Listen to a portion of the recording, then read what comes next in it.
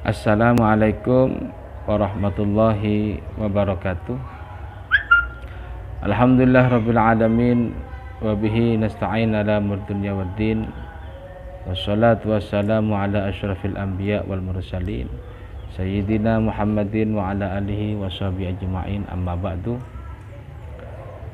Baiklah para sahabat sekalian, pada kesempatan kali ini saya ingin bercerita motivasi khususnya bagi kaum hawa yang hendak ingin mendekatkan diri kepada Allah Subhanahu wa ta'ala. Cerita ini berawal dari pertanyaan Sayyidah Fatimah Az-Zahra Al-Batul yang bertanya kepada baginda Rasulullah sallallahu alaihi wasallam. Pertanyaan Sayyidah Fatimah berupa, wahai Rasulullah, siapakah perempuan yang pertama kali masuk ke surga wahai Rasulullah? Dijawab oleh Rasulullah dengan nada canda, yang jelas bukan kamu Fatimah. Mendengar jawaban ini, Sayyidah Fatimah sedih karena bukan beliau yang pertama kali masuk surga. Loh, kenapa kamu bersedih wahai Fatimah? Saya pengen tahu wahai Rasulullah, siapakah orang mulia itu? Kok bisa lebih dulu dia daripada saya yang masuk ke surganya Allah?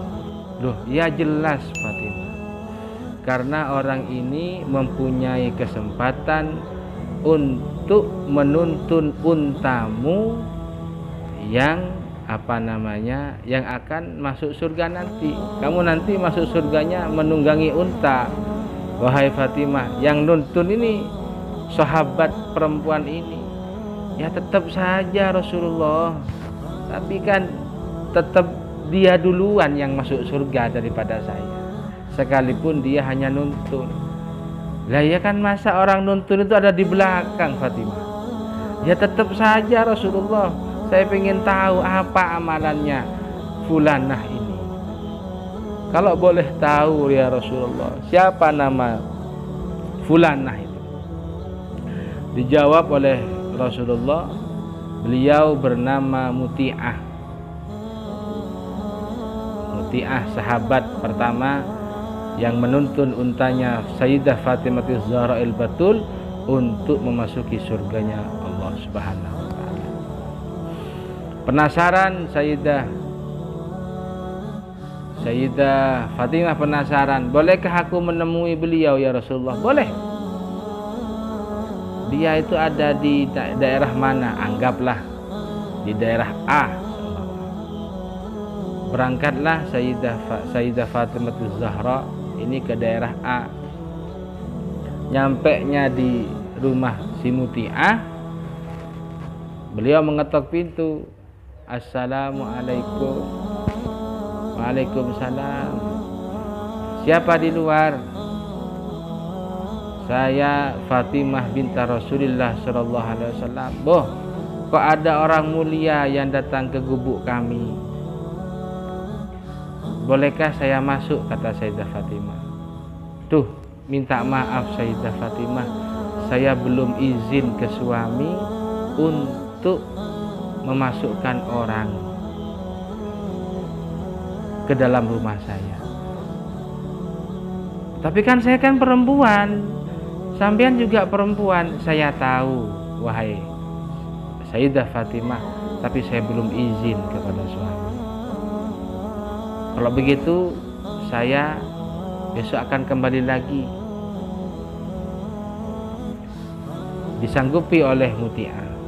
Pulanglah dengan hampa Sayyidah Fatimah ini tidak ketemu. Keesokan harinya Sayyidah Fatimah ini berangkat lagi ke daerah A dengan membawa Sayyidina Hasan. Berangkatlah Sayyidina Hasan ke daerah A ini dengan ibunya Sayyidah Fatimah Az-Zahra. Ya, sampainya di rumahnya Muti'ah, diketok pintunya. Assalamualaikum, panjenengan wahai Sayyidah Fatimah. Iya, siapa yang bersama panjenengan itu wahai Sayyidah Fatimah? Ini anakku Hasan. Tuh, mohon maaf Sayyidah Fatimah, saya kemarin hanya mengizinkan jenengan ke suami tanpa anaknya jenengan. Tapi Hasan kan masih kecil Muti'ah. Tapi tetap mohon maaf Sayyidah Fatimah, saya tidak mengizinkan Sayyidina Hasan untuk masuk ke dalam rumah saya. Lihat akhlaknya Muti'ah. Tidak sembarang orang, sekalipun itu keturunannya Rasulullah SAW, tidak diperkenankan masuk karena tidak izin ke suami. Coba ini, adakah wanita yang seperti ini di zaman now ini? Subhanallah, ini Muti'ah. Ya sudah, kamu izinkan saja besok saya dengan Hasan akan datang lagi ke sini. Baik Sayyidah Fatimah.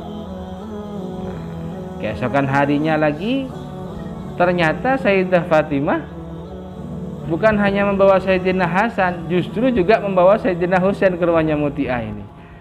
Yang terjadi ya seperti itu lagi, ditolak lagi. Baru di hari keempatnya,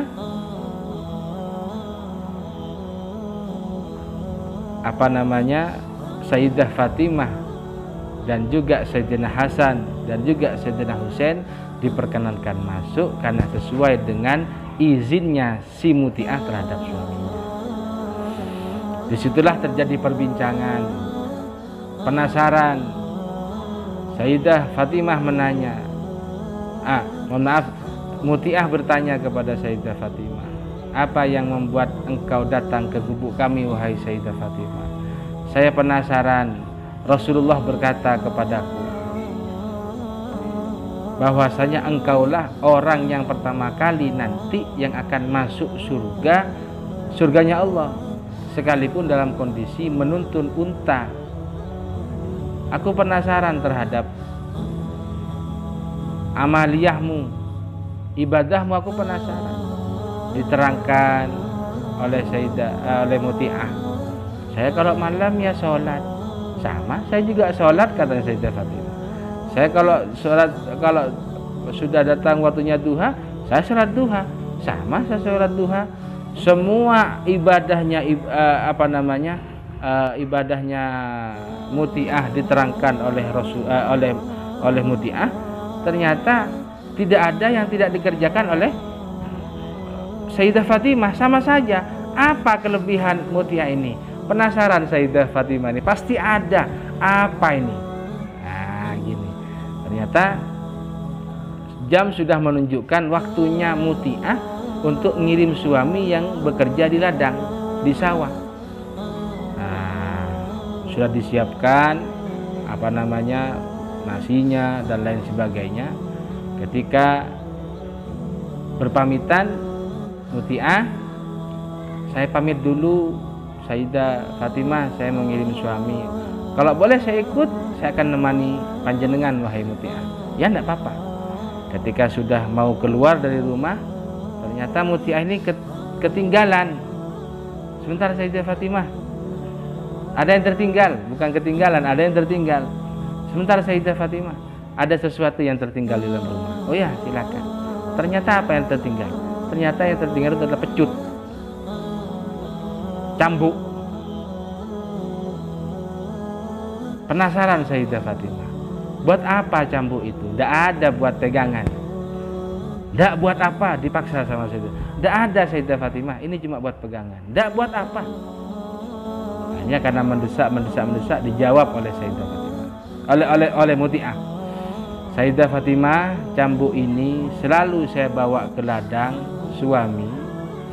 Ketika saya nyampe di ladang, saya bertemu dengan suami, saya persilahkan suami untuk makan. Kalau suami ini merasa kurang dengan takaran bumbu atau merasa tidak enak dengan makanan yang saya kirim kepada suami saya, maka saya meminta suami saya untuk memukuliku dengan cambuk ini. Langsung Sayyidah Fatimah bilang, ini yang membuat kamu berbeda dari wanita-wanita yang lain. Apakah ada wanita seperti Muti'ah zaman now ini? Mungkin sudah tidak ada. Atau ada pun sulit dicarinya, sangat-sangat super sulit, bahkan tidak ada. Mungkin. Wallahu a'lam bishawab. Ini kemuliaan.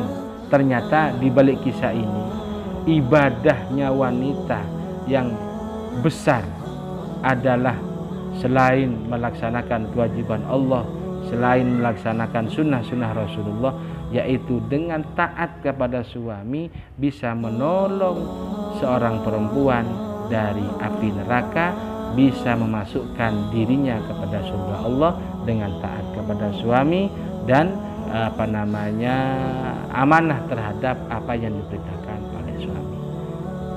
Sekian, mudah-mudahan ini bisa menjadi motivasi yang baik. Wassalamualaikum warahmatullahi wabarakatuh.